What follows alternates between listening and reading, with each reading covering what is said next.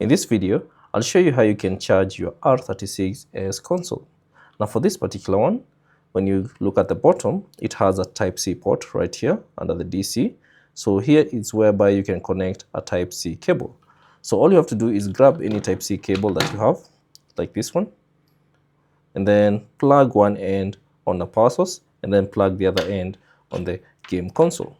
So all I have to do is plug one end on this particular console, and then I'll plug in the other end to a power source. Now once you turn on the power source, you can now see the light has changed from blue to red, indicating that the game console is charging. And also you can confirm this by looking at this battery icon at the top left corner, indicating that the console is charging. So thanks for watching. If you have any questions, leave them down in the comment section below, and I'll see you on the next one.